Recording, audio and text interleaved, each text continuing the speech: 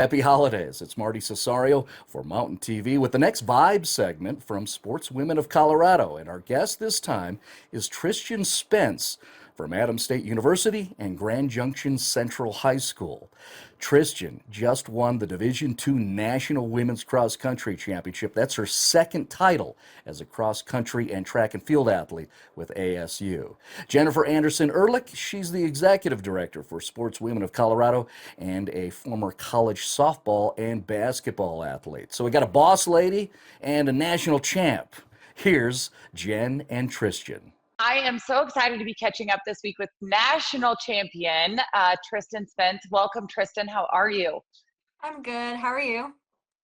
Great. We are calling in from Arizona, and you are home on Thanksgiving vacation in Grand Junction. You're a Colorado kid. Yeah. Runner at Adams State University. You just won the Division II National Championship cross country race in Kenosha, Wisconsin. So congratulations. Can you tell me, as you were approaching the finish line, what was going through your mind in that moment?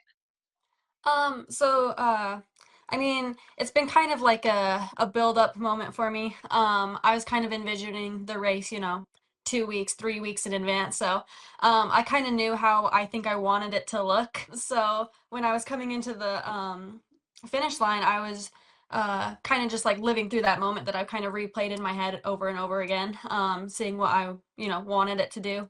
And then when it actually happened, I was like, oh my gosh, like it's actually, it's actually happening. I literally have goosebumps that came over me, because what I hear you saying is you had run that race before.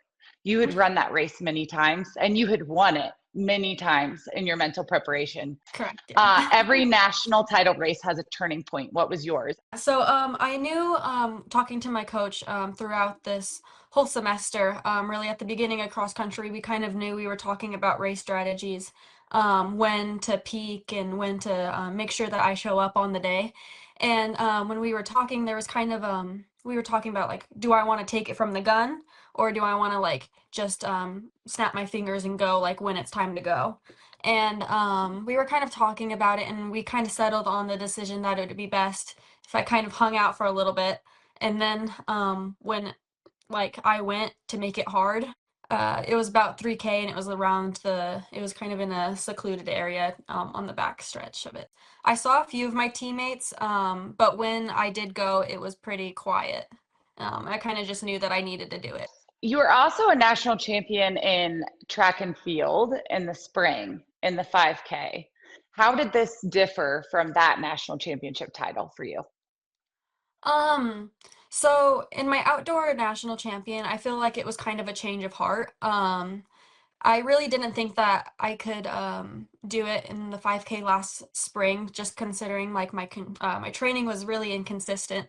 I think I maybe started training about a month to 5 weeks out, like actually being able to run for that.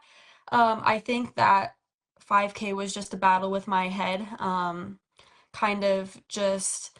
I believed that I could do it, but I knew that it was going to take so much more effort, and I kind of felt like I had some sort of point to prove outdoor, and I feel like it kind of changed for cross country because this summer went really well for me. I was kind of running every day, which is really rare for me because I do get kind of injured quite easily. So just being able to stay consistent with that, and then also I felt like with that change of heart, I had a different reason to run hard during cross country or this race, just because everything that went on with my coach, and I felt like I could run for my teammates and run for the program and run for myself, and run for everyone else that supports me. It kind of felt like this race was done out of love rather than being competitive, I guess. I don't know. So a passion as opposed Yeah. to anything ego driven. You were really Yes. motivated for other Yes. reasons Yes. versus just your personal accolades, is what I hear you saying. Yes. Yeah. Um, what made you choose Adams State?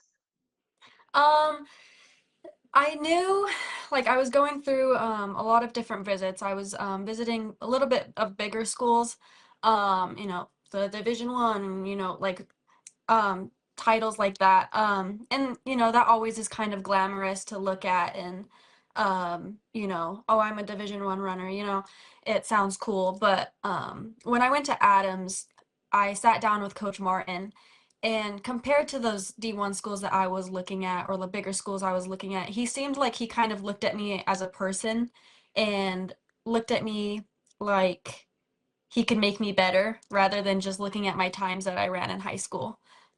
He kind of looked at me like he saw some sort of potential, and I just really liked the way that he spoke to me. And yeah, so You I felt know, like a human being, yes, yeah, not and just I think, a time on a sheet of paper, yes, yeah. is what I hear you saying.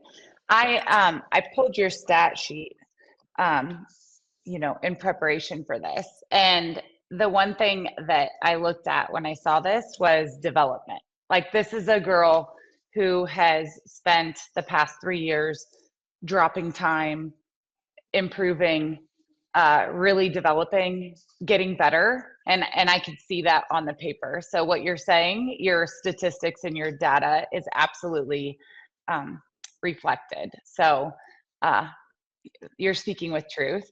Um, when you decided on Adams State, so you're looking at Division 1 schools, you choose Alamosa, Colorado. Again, you're a Colorado kid. Um, the running culture at Adams State, for our listeners who might not be aware, it's practically a religion. You have altitude, there's a legacy, toughness. How do you think going to school in Alamosa has shaped you as a person thus far? Um, Going to school in Alamosa, it definitely has made me, love and hate running more. Um, on Alamosa, there's really not that much to do. There's like a Walmart. You can go there. Um, but other than that, it's kind of just running driven. And, that kind of sounds like it would be tough, but with the people there, it makes it so much more enjoyable. And knowing that you're there and there's other people with the same goals as you. So it's kind of just like a pact rather than solo.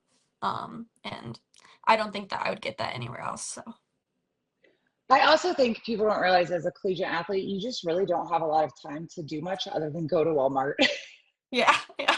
no matter what city you're in. Yeah. My last question for you is, you have a signature look that you did not wear for today, which includes some black lipstick. So for all the little girls who look up to you, what is the brand and the color and the why behind that? So the brand is NYX, the NYX, I believe. I'm not Uh-huh. sure. I think it's just black, maybe is what it's called. The nationals girls all the time for about 15, maybe 20, maybe 30 years. At the national meet, we always wear black lipstick. So when you get to the national stage and you put on the black lipstick, it just kind of means you're ready to go. And I think it's kind of scary and intimidating. Thanks so much for supporting Sportswomen of Colorado. They've been telling these stories for over 50 years, and they're just catching up.